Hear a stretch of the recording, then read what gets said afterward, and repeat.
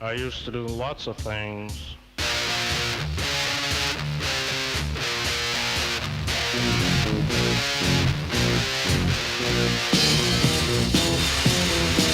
I used to do things and I'd say things and Jesus I was evil. Take things and break things and Jesus I was evil. I never shook babies. All right. Right. All right. Hold on. I'm texting someone real quick. Oh, great. You couldn't have done that before you hit record? No. All right. Well, you don't have to prove that you have friends because no one believes you. Yeah, I'm just texting myself here. Hey, dude, you're really cool. Thanks, man. That's very sad, Joe. It's a cool guy. Oh yeah, so your book just came out, did it not? Yeah, yes and no. It technically, the paperback came out on Amazon, so it's been out in other ways. It kind of comes out in waves. It's like the ebook comes out, and then I get my own copies to sell. So like technically, the paperback's been out, but you have to order from me directly, and or you can order, and then it's been out on the bookshop website. So obviously, that doesn't have the reach of Amazon. So this is kind of like the final phase, is like paperback on Amazon. It takes the longest, and of course you can get other places too, Barnes and Noble, all these like other, like I'll randomly get a royalty from like a site. I'm like, I didn't even know it was on that site, but that's cool. It's $1.25. Like I'll take it. Yeah. there's 89 cents or something like. Yeah. But anyway, so yes, if you just look it up, of course, everyone knows Amazon for online the most. I guess because you brought it up, I'll just give it the shtick. It's a sequel to I plan to write 3, so I've written 2 or 3. The third trilogy. That's a good one. Yeah, trilogy. I don't know when the third one will come out. I'm working on something else right now. But anyway, it's a dystopian novel about a lot, like basically America, but it expands. It's part of the second one, is it expands in book 2 to overseas, a couple places. I won't give anything away. And yeah, that's really it. So you can check it out, ebook. And if you have actually the Amazon, what's it called? Kindle Unlimited. You can just download it because you pay a subscription. So it is available for that. But again, you have to read the first one first to have any idea of what's going on, really. And if you want to order from me, just DM me on any social media, Instagram, Twitter, email my website, and I can get you a copy signed and personalized. Yeah. Yeah. Check it out. And, read it before, because I'm sure, Ben's such a great writer. It's bound to get, picked up and turned into like a mini series or something on Netflix or Hulu or something. I can guarantee you this will not be getting picked up for any miniseries on Hulu or Netflix. Well, but I was going to say, read it before it gets picked up, and then it gets gender swapped and race swapped, and all the characters get mingled and everything. Gotcha. I mean, it is a very diverse book in that sense. It's just not maybe doing the messaging with that diversity that people want, but or not people want, that like Hulu wants. But it has some very. I think it criticizes all types of groups, and it makes points for all groups. And really, it's not just browbeating. It's supposed to be entertaining. It's sexual and violent, and sweet. I think fun, and there's a bunch of different characters, and yeah. Well, check it out before it gets turned into a miniseries by the Daily Stormer. So moving on to they'll definitely some Daily Stormer readers will like it, parts of it. That's the point. It's supposed to be very racist and misogynistic in some places.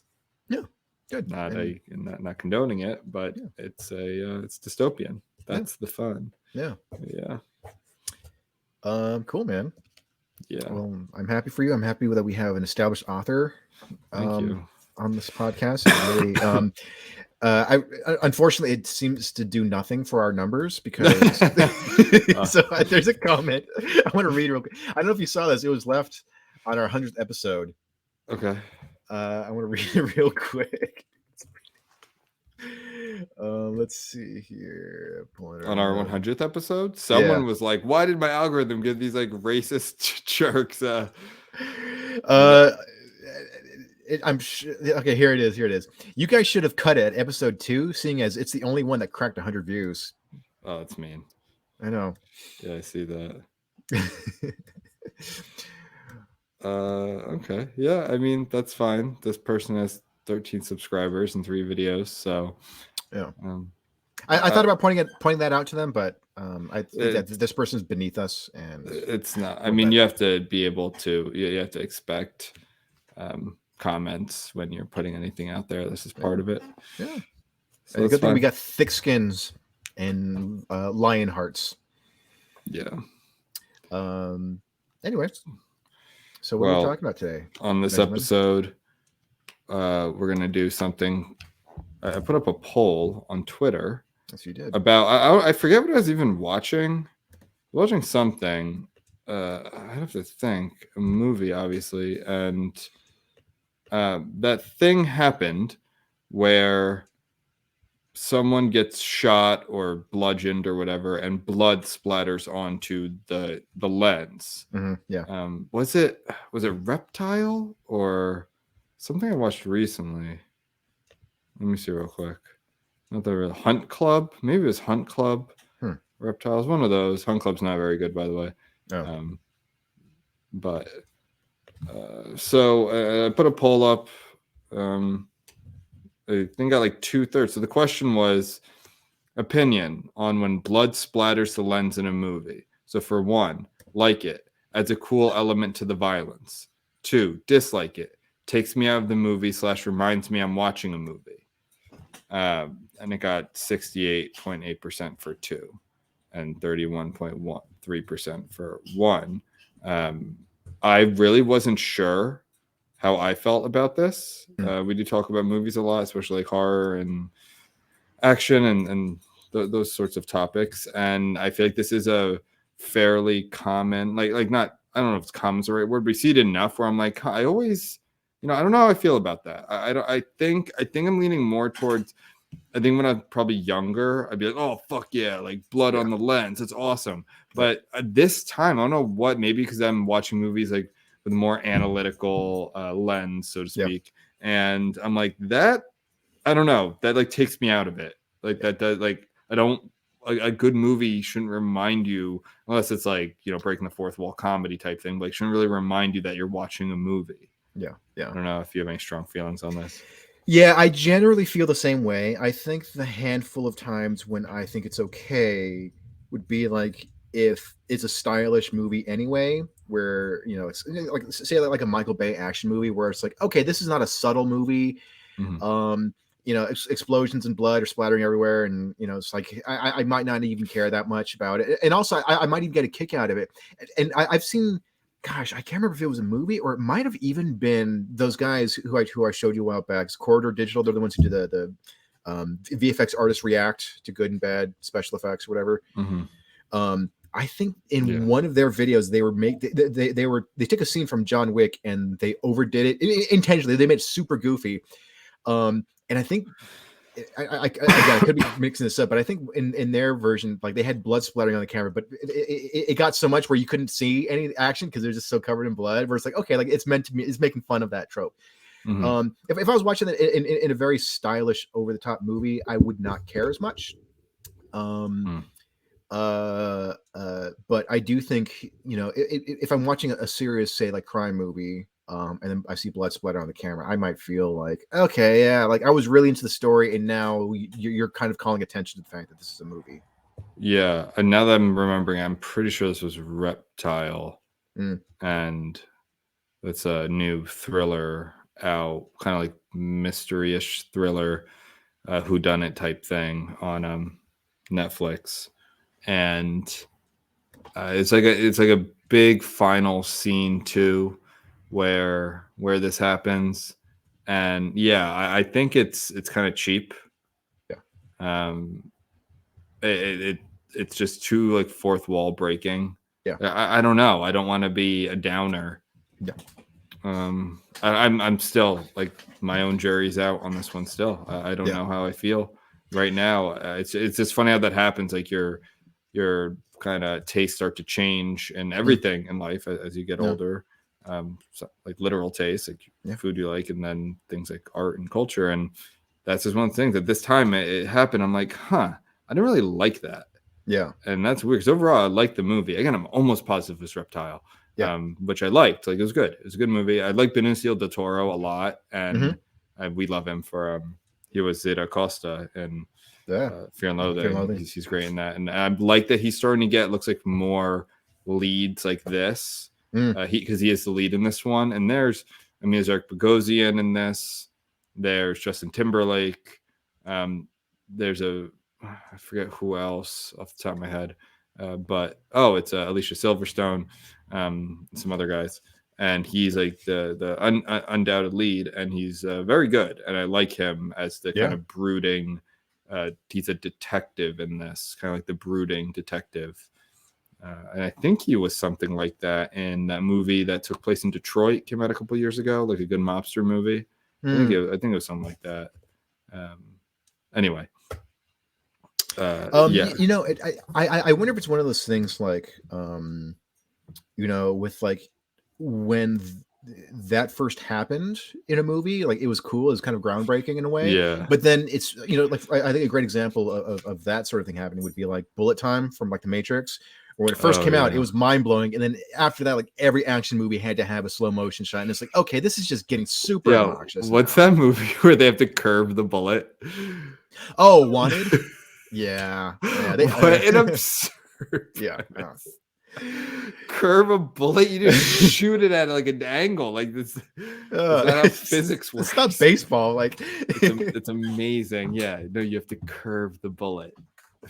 But even like shooting out lights, shooting out light bulbs, stylishly over the top movie that I was like, all right, whatever, I'm fine with that. But like, but yeah, I think the bullet time thing is a great example of sort of blood splattering on the lens.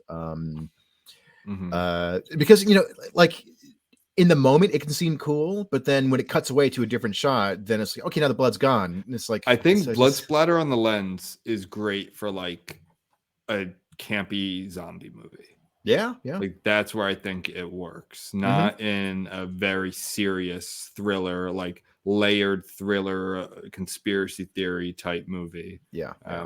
So I think that's a poor choice. But someone brought up actually on the thread, on the poll, someone brought up my favorite movie, Children of Men, and they said they really liked it in Children of Men, and but that wasn't blood splatter, but same concept, like same thing. It was like kind of water, dirt on the lens, right? And I've seen Children of Men probably 10 times, but and I do remember the scene. I think it's the start or some point during there's a very famous single shot scene in that movie. It's very well known. Yep. And I think it's during that, but I don't want to be quoted on that, but it definitely does have, like, I can picture it. And I don't know, maybe if I went back and saw that, I'd be like, oh, that like kind of takes me out of it, but it might just be something a little different about blood, like the blood and then like water, dirt, like that sort of thing. Yeah. I think, you know, kind of like you said, like where, you know, it's in a zombie movie, or like if it's meant to be like, you know, a zany over the top movie where it's like, okay, yeah, like now you're immersed in the actions. It's fine. But with that scene, because I do remember that scene, I don't remember specifically like if there was dirt or water or something on the lens. I could see it working in that context. I mean, obviously, like, you know, it's not as vivid as the color red. So maybe that's why it doesn't seem quite as distracting, and it feels a little bit more like, oh, this is like an immersive experience. Yeah. It adds an extra layer of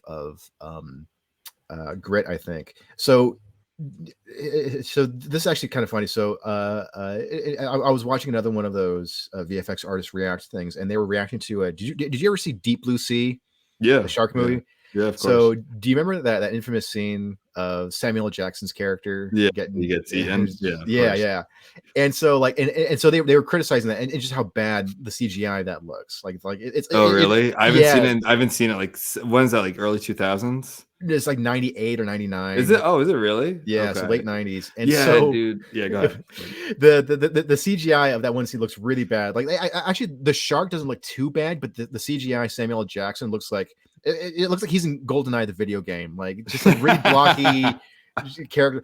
But one thing that because I've seen the movie a few times, I never noticed this, but what the commentators brought up in that video was that what the visual effects artists did for that scene, because they probably even knew that it did not look very good and whenever that movie came out. So what they did was they had water splashing onto the lens, like it was like fake, it was digital like water drops to kind of hide it a little bit. And like it actually kind of worked a little bit. It was kind of like, okay, like it's a big crazy over the top scene, and the huge shark bites this digital character, and now there's water splashing. It's like, okay, I'm willing to overlook that.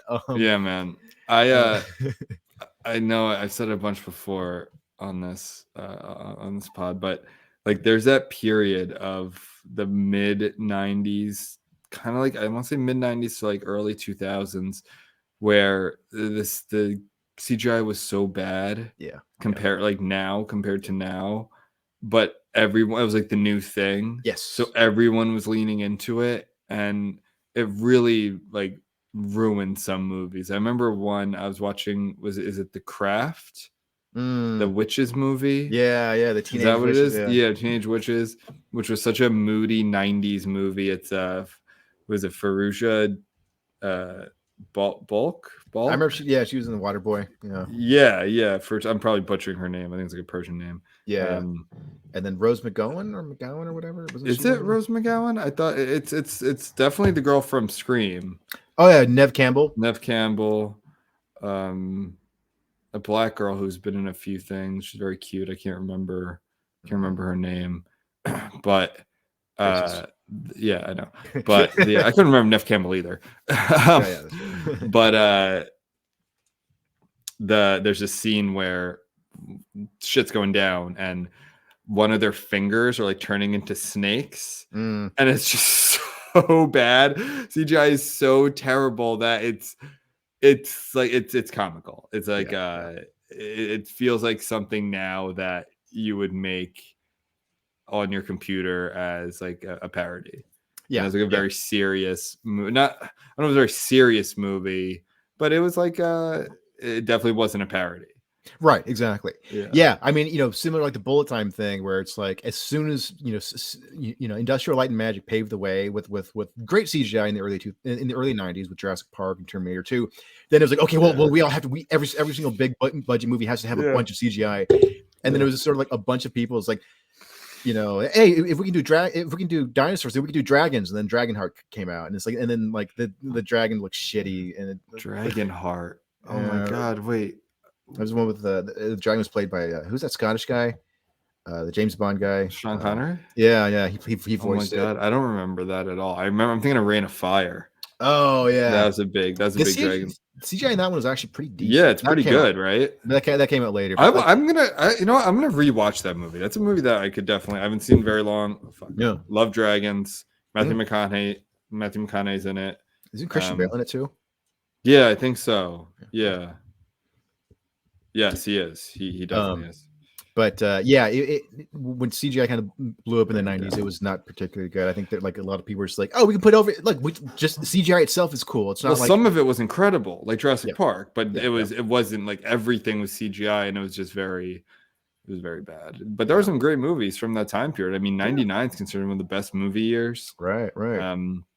I just think they were staying away from a lot of that stuff. Yeah. I don't know. I have to go look at what I know. American Beauty was very popular, which actually coincidentally, that girl, the famous, opens her top and the flowers come out or whatever. Yeah. What's her name? Oh my god, I just watched. She's in The Hunt, which I just watched with Casper Van Dien, who of course I love from Starship Troopers, and a Mickey Rourke, who Mina Suvari, that's it, who seems like you could not have given a shit less about being in this movie. I love Mickey Rourke because I love The Wrestler. That is such an amazing. The movie's incredible. I love that movie. Of course, it's a New Jersey movie, so I'm biased, but it's like I just think it's. I love his like comeback story in that, both as an actor and the character. I'm really interested in. I was thinking about writing something about like amateur wrestling, or I guess it's not professional wrestling, but not like the big time. And my brother's very into wrestling. He's like obsessed with it. So I was thinking about writing something about that. I have an idea. But this, I think Mickey Rourke, he it's weird because like you see him like super young in movies. Like I just saw him in Body Heat. He's a very small role, but he's like very young and good looking. And then he like just goes missing forever, and then comes back looking quite a bit different. Very different, but he's great. And now I feel like he just doesn't give a shit again. I know, yeah. It's so funny because right after that movie came out, and then he got the Oscar a well-deserved Oscar nomination. Yeah. Then he appeared in Iron Man 2 as the main villain, and was he not good in that? He was very over the top, very corny, but he's talked openly about how much he hated that experience. Really? Yeah, and then so it just seemed like I wonder if maybe he, after bad mouthing Iron Man 2, like he just like people stopped caring about him again for whatever reason. Dude, this movie soured. Yeah, this movie is pretty low budget. The Hunt. It's interesting because we brought up a big part of my books. This dystopian series are like men hunting women, basically. It's a key part of it, and that's what this movie is. Is basically these men who just have a lot of gripes with the world. Some of them legitimate, but many not. They're like cartoonishly misogynistic and just terrible, and they have to like hunt women because they have small dicks, and you know, they get them on deserted island or whatever. And then there's a twist, and you know, if you actually want to see this movie, fine, but it's not good. He's like Mickey Rourke is one of the guys, and he just like seems to not give a shit. Like I basically think like, but like Minnesota, like Casper Van Dien was never, I think, like considered a good actor, but I just love him because of Starship Troopers. Was he like a 90210 kid or one of those shows? I think so. And I remember like they made a big budget Tarzan movie in the 90s that had him in the lead role, but it flopped. I thought that was Brendan Fraser. No, that's George the Jungle. It's George the Jungle. Yeah, fucking idiot. Completely different characters. Yeah, you're right. Man, I didn't know Casper Van Dien was in Tarzan. Yeah. So anyway, he actually, I think, gives the best performance. He like does an accent, which is actually pretty good. Like I think he's like a Southern guy with a cowboy hat, or Western guy. I think he's pretty good. It's just a really dumb movie. It's just like one of those movies where everyone just makes dumb decisions over and over and takes you out of it. But anyway, it was like, wow, man, Mickey Rourke's doing this. Like he did The Wrestler. Like he did. I do want to see that movie. I can never find it. Barfly, where he plays. Yeah, Charles Bukowski. Yeah. I really want to see that one. I heard that one's good. Yeah, I think that I could see him being a good Bukowski, but anyway, we're kind of rambling here. Anything else you want to talk about? Blood splatter on lenses, kind of a niche topic that we turned into 20 minutes. Yeah. No, I think I've said everything that needs to be said by anyone ever on the topic. So okay. Well, if I see it again in a movie, which I probably will, I will I'll see how I feel about it. All right. Next, more seriously, we're talking free speech. Higher ed, free speech, Elise Stefanik. So this dropped yesterday. Three presidents of elite universities, Harvard, MIT, and Penn, were kind of hauled in front of Congress to face questioning concerning anti-Semitism on their campuses. All three of these presidents are women, so patriarchy is not working. And Elise Stefanik, also a woman, is questioning her, elected member of Congress. She is a Republican congresswoman from like upstate New York, like way upstate New York. It's her district. 21st district, yeah. Yeah, I know Trump likes her a lot. I think he's kind of said she's like she's a big future. And anyway, I don't really know much. I don't really know much about her. Yeah. Like, I think the first time I ever heard her speak. But yeah, same here. She's questioning them, and like any of this shit, like what happens so often is that Congress sucks, but sometimes they try and do good shit. Yeah, but very often they're not like technically savvy in what they're trying to do. Outside of, I think, Rand Paul is a not an example of this. I think he does know what he's talking about. Yeah. And he has a comprehensive understanding of, he is doing those kind of tete-a-tetes with Dr. Fauci. Yeah. But oftentimes Congress like doesn't know what they're talking about, whether it's literally tech things or free speech things or whatever it is. And it's like, well, I kind of agree with the congressperson here, but you should be more educated on this and be able to like know the buzzwords and the right terms to not let people, like in this situation, twist and turn out of the legit question. So the overview of this is that, and we've talked about it before, there are issues going on campuses across the country concerning obviously Israel-Palestine, but very one-sided against the Jews. And it's a range of speech, some of it totally fine, ceasefire now, and the occupation, and the word genocide is going to come up here. I mean, that's all fine and kind of typical milquetoast even of the protests of this situation. But I've also seen some really disturbing things, like Jewish students having to hide in a library because they're being harassed to such extent where they're in fear for their bodily autonomy. Yes. And it's hard to keep track because there's been so much going on with this. Like, where's it taking place? Is this in a city block, or is this on a campus, or is this where? But like really disturbing things that are calling for genocide. Hitler didn't finish the job. Just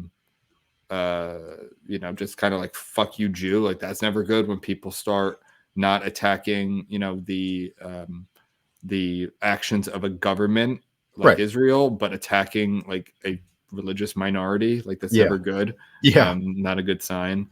So here and you can fill in the gaps there of like, there's just been a lot of this going on, and campuses are so one-sided on this issue.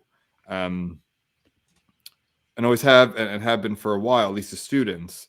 I think a lot of students look at this, students always look for purpose when it comes to protests. And I think this is their apartheid from like the 90s. Like that was a huge thing in the 80s and 90s was apartheid. And this is just, and after that ended, I think this has been the kind of campus issue that most Americans don't really care about. Right. Like we can't be worrying about land disputes halfway across the world. Like people have to pay their mortgage and, get healthcare for their children. Yeah. Like, but this is like a very campus centered issue. So here, and context, we love context here on TRM. Oh yeah. You're gonna like you hear, and anyone can go find this. This is all over Twitter. You could just type in, if you type in like Harvard or MIT or Penn right now, or in the next week, just do free speech, anti-Semitism. All this will come up. It's all over the place, and it's these presidents getting asked the same questions. Is the call for genocide against Jews harassment? Stefanik purposefully does not use the term hate speech, so maybe she's being a little savvy there. Yeah. But is it harassment? Is it, violation of your code of conduct? And the presidents don't just come out with an unequivocal yes. Right. They bring up context. They bring up targeting. They bring up all these things that are like, it's one of those situations where technically they are right. Sure. This one time, for years, for almost a decade, when really this started, there actually speech codes used to be much worse thanks to fire. Yeah. They got rid of I think all schools got rid of them because they're unconstitutional. But they would ban speakers. They would take away not just scholarships, but like spots at these schools, which are like a golden ticket. Harvard lets in 3% of applicants or something. Yeah. Like for things that they said 4 years ago, a student was getting in 2020 and he said something in 2016 that he since apologized for, but still loses his spot at the school. I remember one particular case was that kid who was like a survivor of a school shooting I can't remember his name, but he's a conservative one though, Yeah. and because I think he used the N word. So Mhm. somebody dug up like a tweet or a text or a group chat. I think this might have been him. Yeah, Some of the he used the K. N word when he was in high school, and then so Harvard demanded that he write an apology because he had actually gotten accepted, and then he demanded that he write like a Yeah. letter of apology, and he did, and then they still kicked him out. They still Yeah. rescinded their invitation. And so it's like him. It's like, yeah, I'm not saying what he did was good. Like, yeah, of course it was fucked up, but at the same time, it's like, Yeah. okay, he said something stupid when he was a The teenager. Kyle Kashuv. Kyle Kashuv, yeah, or yeah, Kyle I Kashuv. don't know his last name. Yeah, but So exactly. So like, and I can guarantee you that if a bunch of students started marching around school saying, genocide for blacks, genocide for trans, genocide for Latinos, genocide for Muslims, like whatever it was, they would be like summarily disciplined, even if in the end they were not expelled, but they would be like put through the meat grinder. They would be excoriated. They would be definitely silenced. Like there's not a chance that any students would be able to have posters. Like it would cause such a problem. And these presidents undoubtedly would say, this is hate speech. They would use that erroneous term. They would say that this is threatening. This is literal harm. This is violence. This is all these things. So it's the hypocrisy that people are so annoyed with, even if technically, and Fire gave this whole big tweet, which is right,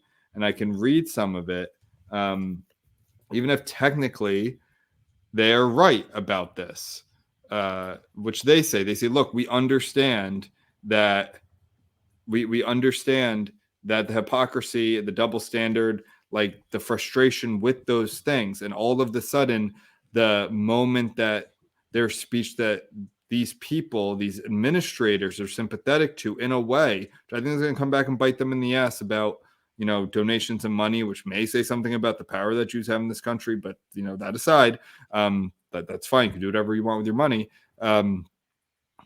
They start becoming like free speech warriors and absolutists. And, they're just the biggest phonies. yes. And that's why people are so I think Stefanik, where she could have been more savvy with her questioning, was like, what if, one, she could have done some very simple research, or even had just an assistant do some basic research right here. Harvard, this came out in September 2023. Harvard literally came in dead last for Fire's college free speech rankings, literally dead last. This is the most prestigious school in the country, arguably the most prestigious school in the world, probably up there with Oxford and the Sorbonne. And like it is, and it's dead last in one of the most critical cornerstones of our culture. And right here, all I have to do is look at this. From 2019 to this year, Harvard sanctioned 4 scholars, 3 of whom it terminated, not for protesting, not for threats, just for thought, right? In 2020, Harvard revoked conservative student activist Kyle Kashuv's acceptance over comments he made on social media as a 16-year-old, for which we had since apologized. In 2022, Harvard disinvited feminist philosopher Devin Buckley from an English department colloquium on campus over her views on gender and trans issues. In 2019, Harvard was the site of a substantial event disruption when protesters interrupted a joint talk featuring former Harvard president Lawrence Bacow and Graduate School of Education Dean Bridget Terry Long by occupying the stage and refusing to leave. So, like, they're not upholding free speech in any way whatsoever. Right. What I went and I found, and I just went and found a Fire article from like 2019. Sorry.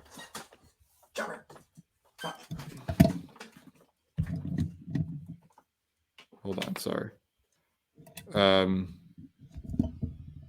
Right here. So I found, this is Penn, not Harvard. So Penn was another one of the schools here. The Guide to the UPenn Sexual Harassment Policy defines sexual harassment, so still harassment, right? Mm-hmm. As, among other things, any unwanted verbal conduct that has the purpose or effect of creating an intimidating, hostile, or offensive working or study environment.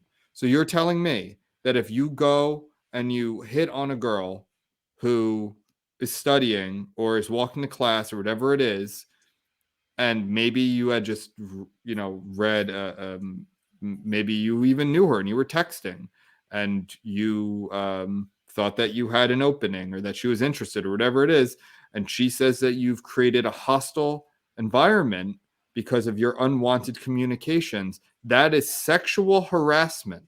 But if you say, genocide the Jews or whatever it is, and that's very on the nose, but this is one of those things where I should take a step back. I don't even know if this term was even said on these campuses, but it's a hypothetical, it's a thought experiment, and the president still can't say unequivocally, yes, this is harassment. So that's what we're working with here. That's the important context. So if this is what was said, genocide the Jews, right? You're telling me that does not create an intimidating, hostile, or offensive working or study environment devoid of purpose because it's purpose or effect for sexual harassment? Like that is an absurd disparity. Yeah. And I'm not saying, and then the problem is that happens with a lot of these situations is that then the side you're criticizing goes, oh, okay, so we'll just make that the standard also. It's like, no, both standards should be gone. You shouldn't raise it to that unreasonable, unconstitutional standard. You should get rid of the other standard, you should see there's a double standard and get rid of the unconstitutional, absurd standard. Yeah. And again, that takes very little. I did that in 10 minutes. Yeah. And this is a member of Congress who has a whole staff. Sorry. Well, to be fair to her, she did mention that Harvard showed up last.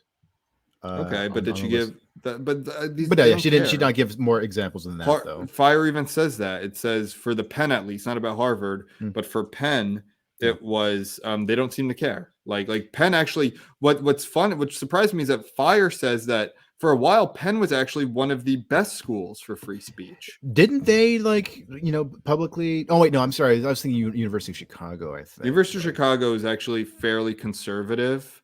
Right. It's known for being a very conservative school, at least like admin and staff wise. Right. It's kind of like one of the Chicago school, at least economics. It's very conservative, and they were one of the few schools I remember that came out during the craziness of 2020 and was like, basically, no, like we're not doing like this is basically kind of the typical classical liberal stuff that you just expect at every campus in America. But it's like, oh my God, Chicago is like our white knight. Like they're saying it.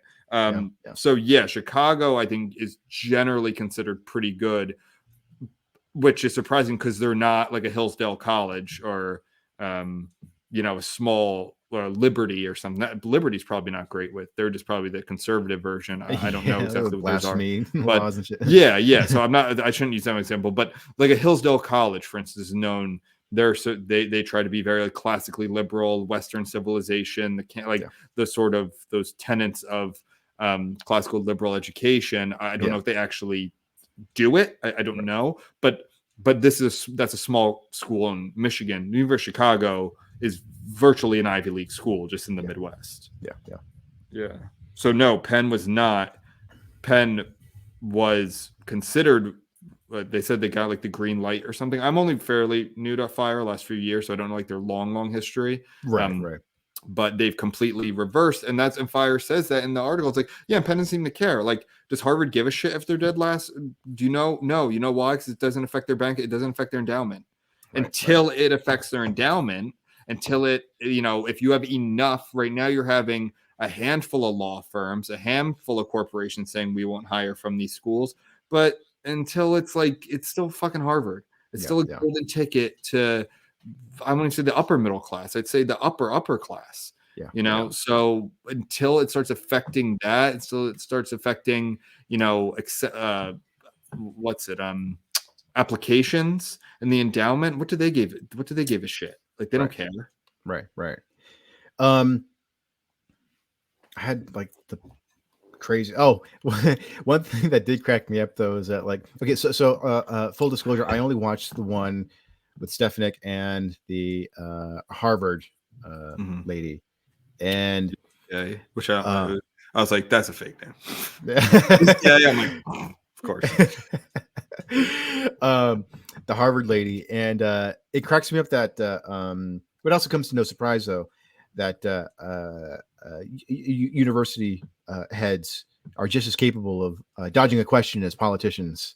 Oh yeah, I mean they basically are politicians. I It's know, like, yeah. But yeah, she kept asking like these very simple, basic yes or no questions, and then it's like, I repeat, it depends on the context with which because Harvard has a strict. Okay, but is it? But does this? But it's such a good example right there. What if Yeah. Elise Stefanik? And by the way, the president of Harvard's a black woman. What if she was like, what if there were a bunch of white students saying genocide for blacks? Yeah, yeah. Like, you're gonna sit there and say that's not harassment, Right, right. and you can't even make that argument where it's like we have equal protection under the laws in this country. As absurd, and luckily there's been lots of pushback against affirmative action, dumb shit, but like. Where it's basically like not allowed anymore, but they'll find ways around it. But like people will be like, oh, well, minor, like Jews are the most throughout history, the most persecuted minority group for who they are. Yeah, yeah. Like I just read a book, great book by Ian Pierce called Dream of Scipio. And it's like 3 distinct time periods. So it's late 5th century, like fall of the Roman Empire in southern France, mid 14th century, the Black Plague. And it all takes place in southern France, but it's the same place but over a different year. And then World War II in southern France. Guess what the thread is through those 3 time periods? The Jews are getting blamed for everything. Yeah, yeah. The Jews are getting blamed for like the fall of the Roman Empire, more or less. Partly, the Jews are getting blamed for the Black Death. The Jews are getting blamed for everything, which and then caused World War II. Yeah. So, like this shit has been going on forever. Yeah. And so you can't even use that argument. It's like Jews are they're as minority a group as you can get. Right. They're a tiny percentage of the population. They're literally a majority in one country. Yeah. And they have a history, a millennia of persecution. Yeah. So what, I'm sorry, it would be unacceptable to any of these people morally, I don't mean what's the letter of the law for free speech, for them to say that they would not find genocide for black people to be not harassment. Not a chance. There's not a chance they would tolerate that and start doing mental gymnastics to discuss targeting. And if it turns into conduct and all of that, it's like, no, because you people have set the precedent that words are violence, context doesn't matter, conduct, it's the perception of conduct. Yeah. Right.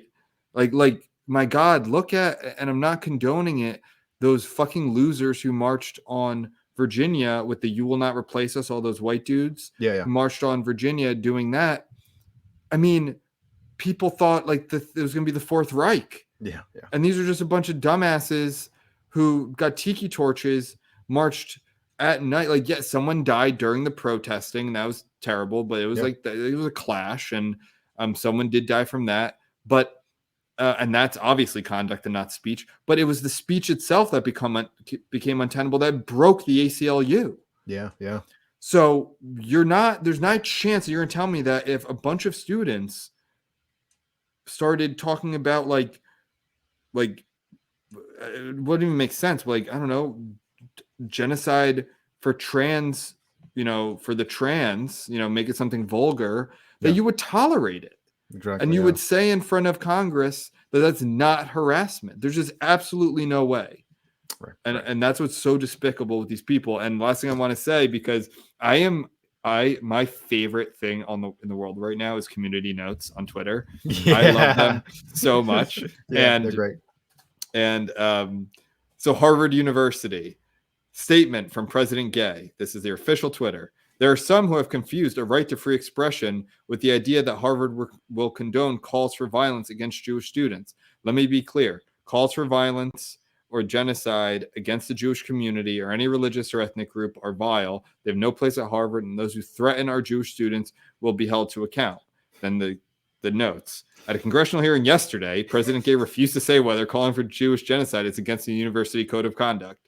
So that's so good. It's like a more official version of that that tweet format of like narrator where it's like the irony of like so and so is going to do this and then like he in fact did not do that. Yeah, exactly. Let me be clear. She was not clear. Exactly. Yeah. We condemn calls for violence against Jews. She actually condoned it.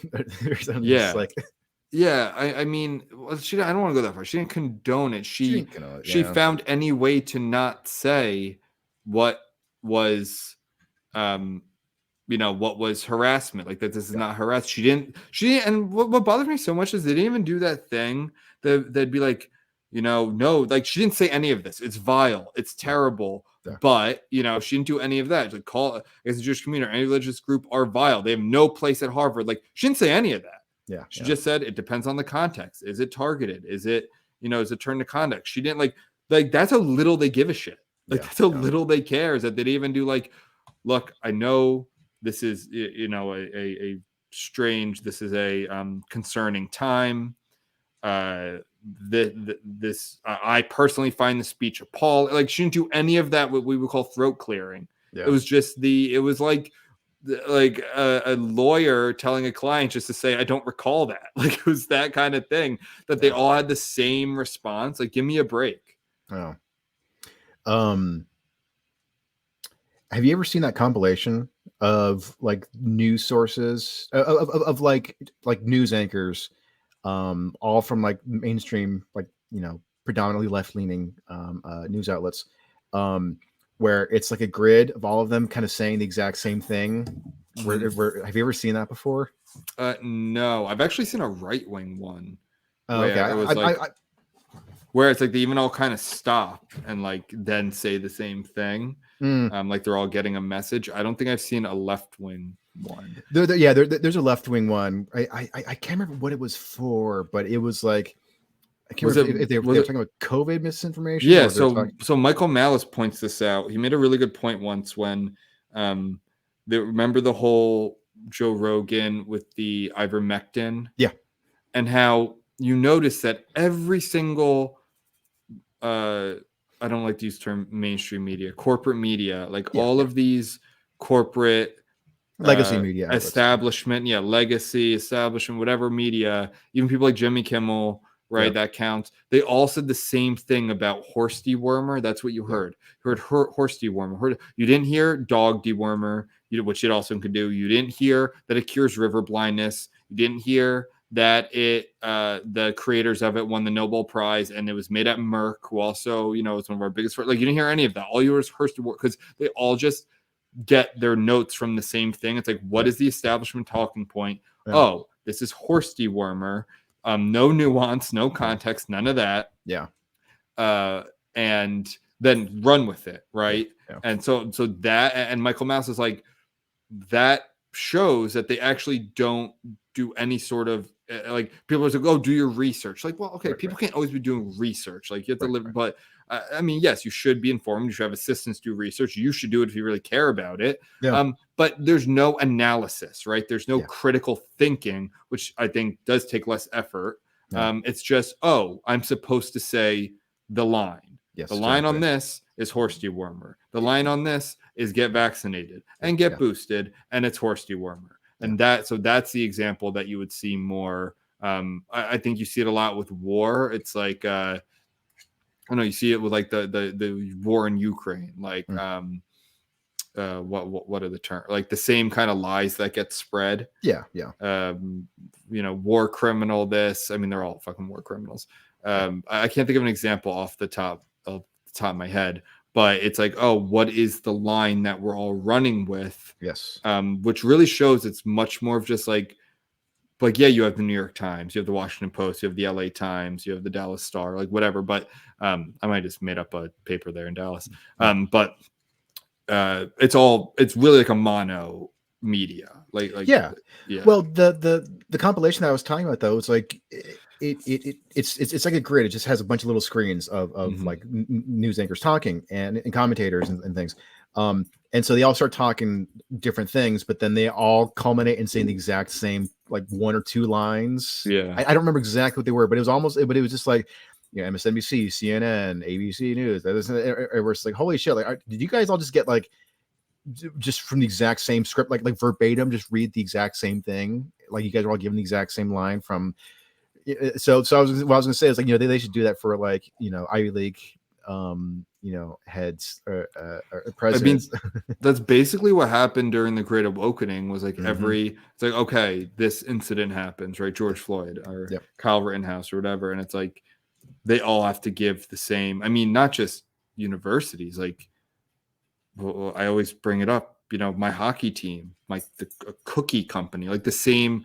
It's like everyone has to say the same thing. It is basically a script. Yeah. Like it is a. Celebrities would say when they would get canceled, they would say the same thing. That, like the lines, it's become so pervasive that they become punchlines, like or like hashtags. What's it like? Doing the work, or like doing better, or whatever it is.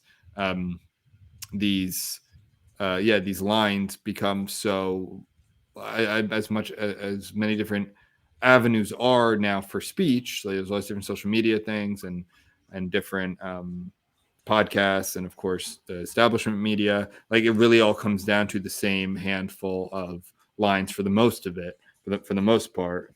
And it's really, I think, honestly, I think it's a human nature thing. I think people like I don't want to. I do want to. I don't want to give them credit, but like I think being hauled in front of Congress probably sucks. Yeah. And even though these administrators should be more comfortable, like you're the president of our flagship institutions. Yeah. I bet you they are nervous. Like they know they're going to get ridiculed. They know this is going to be on social media.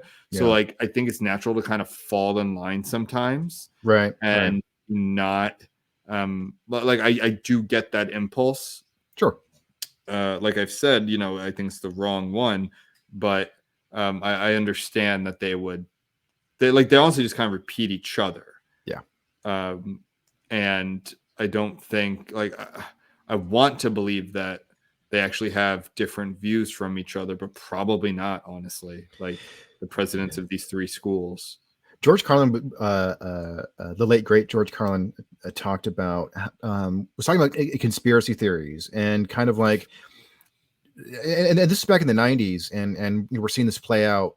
I think much more so because of social media, but we can scrutinize this sort of stuff in real time. But he was talking about how corporations, they don't need, like the heads of corporations, they don't need to gather together and be like, okay, tomorrow we're each gonna have a separate press conference, but we're all gonna say the exact same things. No, you do not need to do that in order for conspiracies to occur. All you need are aligned incentives. And so I think it's kind of a similar thing here, where it's like, I doubt that these, that the presidents of the universities got together in the room and said, okay, like here's a line, Right. this is the narrative that we're all going to push. But it's unfortunately that's just what has happened to the modern university in recent years. So it's just kind of like, okay, like we're like just play it safe. We're just going to talk about the context. Oh, that's what Harvard did. Okay, yeah, that's what I'm going to do here. Oh, Stanford said something recently. Okay, that's what we're going to do here. I'm trying to think. I mean, Fire does have a whole they're not just, what I love about them is it's not just like, oh, you get a bad ranking, Yeah. like, oh, messed up here, didn't do it. Like, no, they have like ways to improve it, like what every school should do. Right. They have a whole like system and guidebook to like how these campuses should be run, explaining things about the First Amendment and how it's about protecting speech that you disagree with. And I'm trying but also another thing I like about them, because I heard Greg Lukianoff, who's one of the founders, he, and also I always say Ira Glasser, who was one of my like legal heroes of the ACLU. He did the Skokie, Illinois case. And he's a founding, so it just shows you where like the ACLU has gone, where you have the founder of the ACLU, or not the founder, but a titan of the ACLU who's now with Fire. Yep. He says that, what they started doing at Fire is that you don't necessarily need a college degree to work for them. Yeah. Like you can show that you can do the work in other ways. Like it's not so. I think a way to change it is like make the degree less important. Yeah. I think people we're already seeing a decrease in applications for colleges. I Good. don't think the problem is. I think that's a lot of the lower and middle colleges. Mm. I doubt Harvard has really had a decrease in applications, or Penn, or any of the Ivies, or No. Duke, Stanford, any of those. But make it less important for a lot of jobs, because you don't need a college degree for a lot of jobs. I think if you have more tech schools, like specialty schools, this political bullshit will, like, you make them more important. Yeah. I mean, again, you have MIT here. This is one of the three. Yep. MIT is probably our most. MIT and Caltech are probably our two most prestigious tech schools. But trade schools, tech schools, more kind of specialization, and I like the German model of apprenticeships, where getting practical experience can be substituted for just college work, like typical college work. And if you take away the incentive for people to go spend, not really spend, but take on the debt of 70, 80, 90 grand a year at some of these schools to be indoctrinated, and then get out and ruin society for the rest of us, because they are still getting the best jobs. Like they are immediately getting positions of power comparatively to people their own age. I think that's the only way that you'll see the schools change, is that right now they have it's basic economics. Like they have something that employers and people want, is that degree from these schools. Even I want it. Like I think, like, if I could get into Harvard for, like, I don't know, if I would have went to Harvard Law, if I could get into Harvard Law. Like if I could go to the Columbia writing workshop, which is number 2 after Iowa, but it's much closer to where I live. I mean, I'd love to go to Iowa, obviously, but let's say I went to Columbia. Like, yeah, I would fucking go, because like you're said, it is nice to say, like, I have this degree. That's just something that's happened over decades.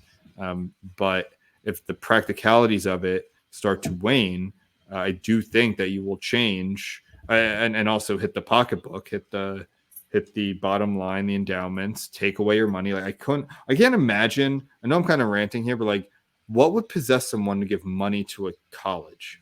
I don't know, and my college won't leave me the fuck alone. They track me down here in LA, and I'm getting I don't get it. donation requests. Like Harvard has an endowment of some small countries. Like why? Which are not taxed, by the way, and at least I don't think they are. And I think also don't think they pay taxes, like property taxes. I think that's something I learned that I think's fucking crazy. Like these campuses take up huge parts of cities and towns and suburbs and stuff, and I don't believe they pay property taxes because they're not profits, something like that. I don't quote me on that exactly. I know my friend who went to Penn for grad school, he shared something about that. I was like, holy shit, really? But I'm gonna look into that more. I just couldn't imagine what the only way I would give to a school. I've said, like, my law school, like, it was like a scholarship to going directly to the pocket of a student. Like, who was like, because I got that in law school. Like, I just got some money because I think I was the only person who applied for the scholarship, because it was like first student from the Northeast, and I was like one of 2 students from the Northeast at my school. Was it because you're Italian or something? Or? Yeah, maybe. So that's the only way. I wouldn't give to the school. I would give to like the student, or I would like give to like the rugby team at my college where I went. Like specifically, I'd like buy their uniforms or something like that. But I just don't know what possess. But people like to give to colleges like lots and lots of fucking money because they like their name on a building. So I think if that dries up, you'll start to see change. Until then, you won't. Yeah, and it's sad because I've always had like this very romanticized notion of like education and specifically like higher education and knowledge, and it's like, even though I did not go to an Ivy League school, I just went to Santa Clara University, a small private Jesuit college. It was still like just being able to go to like the music library and pick out pieces of sheet music from composers and like we would have talks from guest composers and musicians, and we had all these. So it was just like, and luckily I graduated just before all this woke stuff really started to take over So did in I, 2011. yeah. So it was just pure like academic excellence, just spreading knowledge and everything. Yeah. So, and it's like that's a drop in the bucket of what I've always imagined going to like Yale or Harvard would be like, where it's like just like these grand libraries and professors and being able to work with experts in their field and that sort of thing. And now it's just like it's what I say is it feels like everyone has a minor in activism. I know at these schools, and I'm like you. I graduated 2013, and even Lukyanov says that the craziness really started like 2014, 2015. And I was actually today talking to one of my professors on Twitter because he had a comment on this. I had a comment, and then we went private messaging. It was really good. We kind of agree on everything. He has a book out that I want to read, and then he's going to come on the show and talk about it. But we were talking about like my school or Sinus, and how he's like, from what I heard, they're actually pretty good. It's not a very political school even still, which is good. Because when I told him when I was there 2009, 2013, it felt like there was no politics really. Like, like barely. I can't remember anything that would nothing that would be considered a protest. I think there's like a joke protest once. There's maybe some like pro-gay stuff, like LGBT stuff that was like, I don't know, not even anything. Like that would just be kind of expected everywhere nowadays. Like nothing political. It felt. Did you guys have the rainbow safe space stickers on buildings and shit? I don't think so. We had them, which is funny because it was a Jesuit university, but we still had them. I think the Jesuits have always been pretty progressive compared to, they are for the most part. More modern, I think.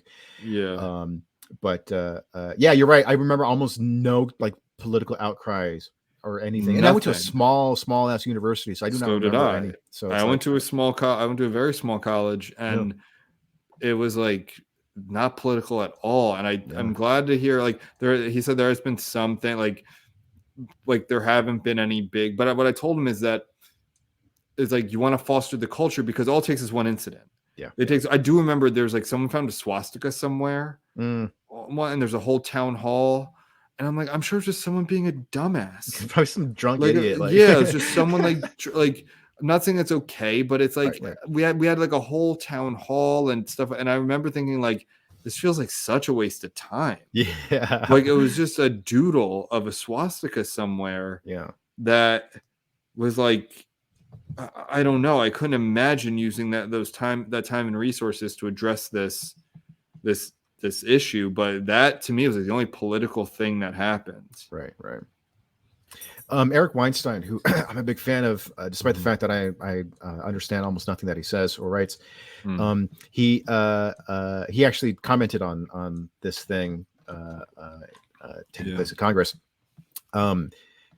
My undergraduate university at UPenn, my PhD university Harvard, and my postdoctoral university MIT all walk into a hearing.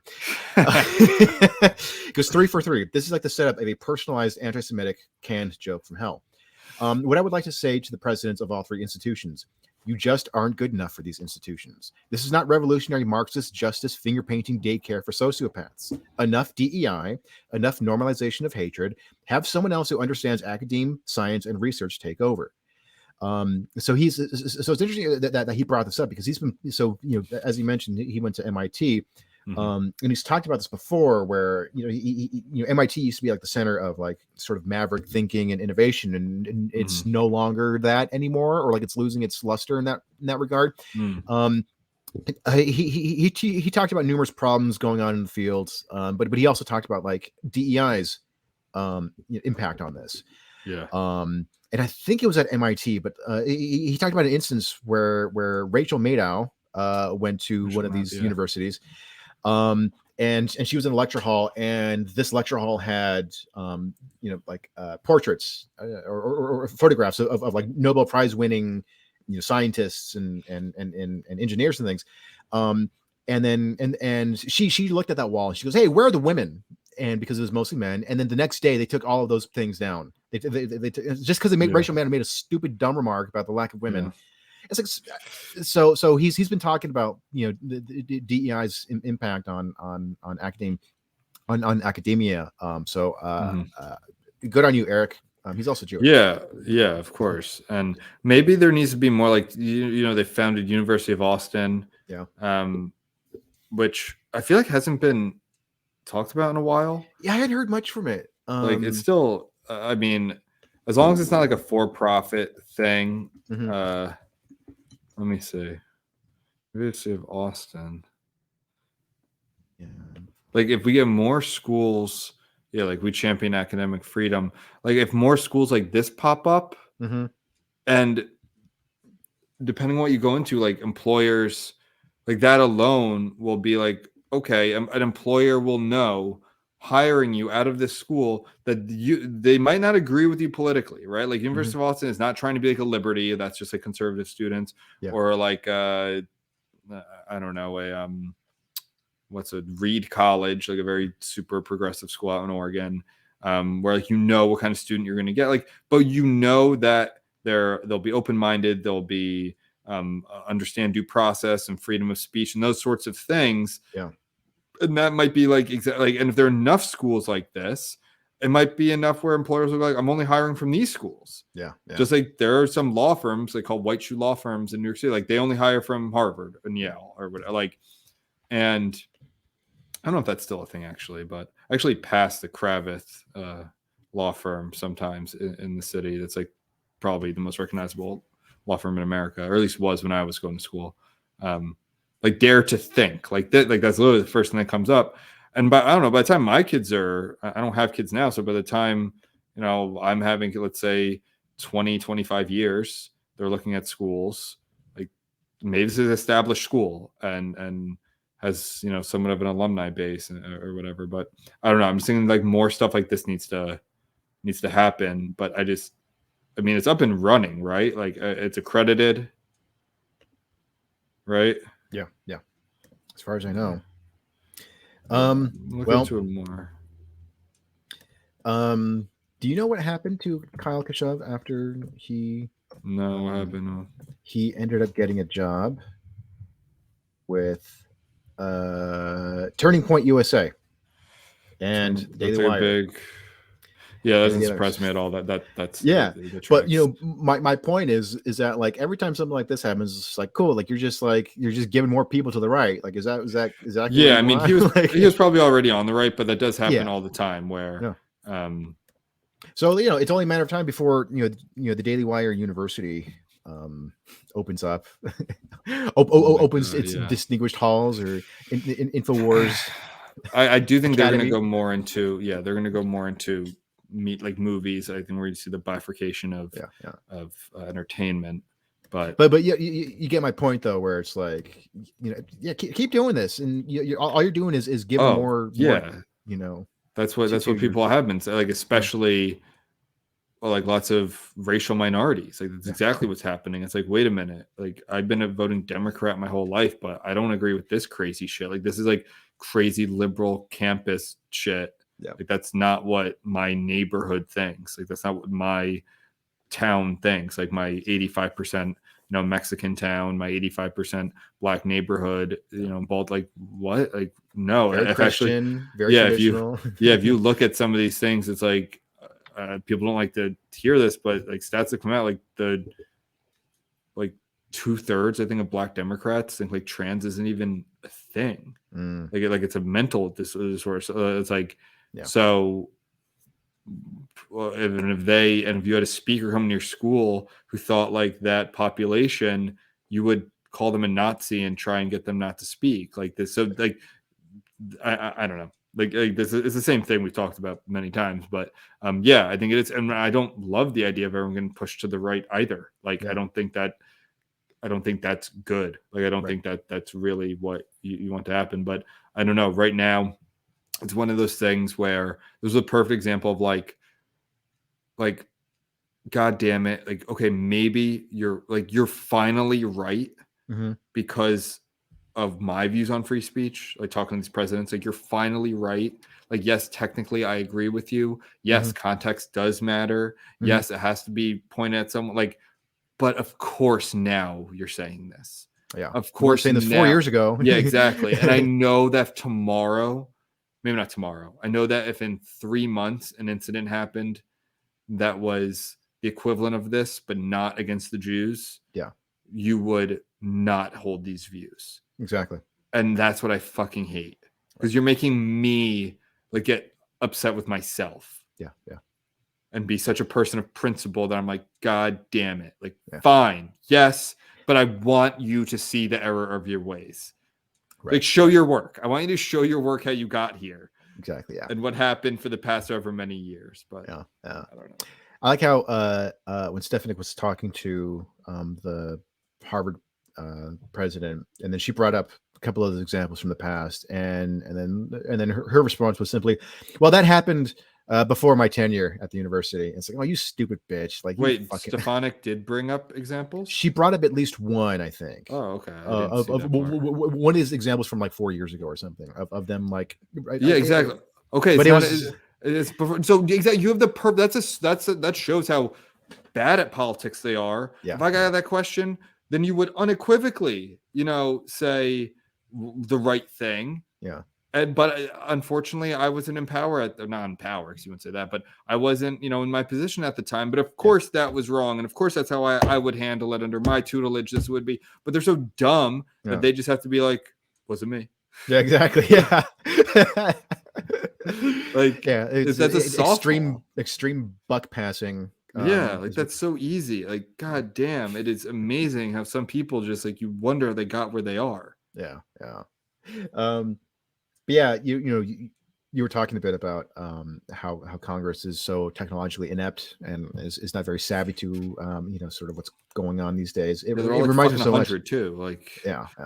It reminds me so much of and I think I brought this up. It was during when Matt Taibbi and Michael Schellenberger were testifying, in the wake of the release of the Twitter files. And Barry Weiss was not there, but there was a congresswoman who was like, "So you, Matt Taibbi, and Barry Weiss, you were in a threesome in this operation." And then Michael Schellenberger just laughs. It's like it's like you couldn't say trio, you had to say threesome. Yeah, they had no idea. Like, they're getting like basic tech things wrong. Yeah. And like, these are the most powerful people in our government. It's I know.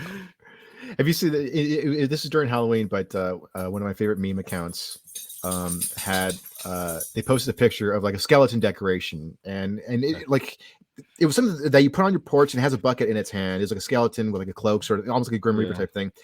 It's got like old, hair and stuff, and then it has like a bucket, so you fill it with candy, and then so trick or treaters can come by.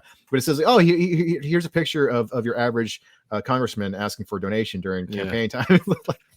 It is crazy how old they are compared to the population. It's so not like it's supposed to be the people's representatives, and it's just like so not at all. Yeah, it's so funny.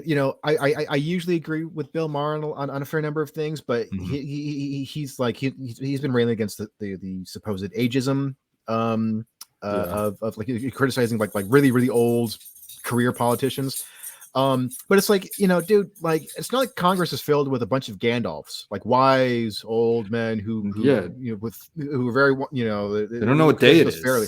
I know exactly. Yeah, exactly. Like, they're like, they have to be able to function. Like, they can't do their job. I don't know. And that's the thing. Like, it's not I shouldn't say, because I don't want like the representation thing. It's like, it's not, but like, I don't care how old they are or young they are, if they're fit for the job. Like, can they do, can they function? Like a Barry Sanders and Bernie Sanders, and even Donald Trump are much different than like a Biden or a who's the California one who just died? Your representative, Feinstein. Yeah, like she didn't know. She had like her daughter like fucking power of attorney. And this is she wasn't even a congresswoman. She was a senator. Yeah, like not even a House rep, a senator, one of the 100 most powerful people in our government. And she doesn't know what is going on. Yeah. And like, I'm sorry. Like, you should, I mean, I think there should be term limits, but and Sagar, I don't mean to go on a whole political thing here, but what Sagar and Jetty points out really well in his show, people are always like, why do they stay? Why don't they just retire? Yeah. Like they have all the money, they all make tons of money, not Yeah. just like their good salaries, but they invest whatever and they get into, of course, all insider trading, and they could sit on bullshit boards or whatever and get paid tons of money. So it's not a money thing. With Speaking of gamers, yeah. Sagar said this, and I never thought of this. When you're especially a tenured senator like that, or any house, you get the works. You get people hold, everything from holding doors open for you to your reservation at a restaurant always being available to, police escorts to all of this stuff that you can't really put a monetary value on, but just makes you feel good and makes life much easier. You ever need a doctor's appointment? Senator Feinstein, you know what? We got to get her in, right? You need a restaurant appointment. You need a seat on an airplane. Like you're there. And that is something that people don't want to give up. And it feels fucking good to be called Senator Garza, Senator D'Alessio, right? Like that's it's not just like, honestly, we have to treat our congresspeople shittier is what we have to do. I was going to say, not only do we need term limits, we also need like your time ends with an execution. Yeah. Well, it depends how you did. You should be punished. They shouldn't be able to go. There can't be that pipeline. I mean, none of this is going to change. Yeah. They all insider trade. There's just a pipeline to pharma and tech and Wall Street. It's a joke, but I think term limits is something we should have. I don't understand why we don't have term limits in Congress. Considering we do for president. I know exactly. It makes no sense to me. I'm not even saying they have to be 2, like they could be 16 years. Like that still takes someone doing it like, I don't know, 32 to 48 or something is a lot different than their whole career, like into their 80s, and they're still there, just some soulless harpy in some district where it's not competitive. The career politicians almost always come from non-competitive district, like a Democrat senator from California or a Republican senator from Oklahoma, where they're not going to get beat across the aisle. And if you try and cross them, they'll primary the shit out of you. Like they'll just get the funding. So you have no chance. So it's not democratic. With exception, of course, but so fuck politicians, old ones is what you're saying. And who can't do their job and just hold on to power because they're terrible. It's nothing. It's the career politicians. It's not the age. It's not like, oh, you're this age now, got to go. Like I don't believe that. If there's not a term limit, I do. I think anyone past the age of like 50, it's like should not be allowed. Well, I mean, if you got elected before 50, it's like all right, fine. But I think I think it's but I am very much in favor of term limits, ending execution. Just like honestly, I think like vast majority of America, it's one of those things like vast majority of Americans are. I know. The vast majority of Americans are for not letting Congress like trade stocks that they make the laws about can directly affect like all of that, but it doesn't matter because we don't care. Like it's not what we say, which is kind of weird because this is a democracy. But I mean, okay. I don't know. Well, so I guess academia is dead. No, I think I don't know. I think this stuff is good in the end. Like, I don't think this would have happened a few years ago. Yeah. But we'll see. Cool, man. All right. Well, stay reckless, Joe. Stay reckless, Benjamin. Fight the creds. Fight them.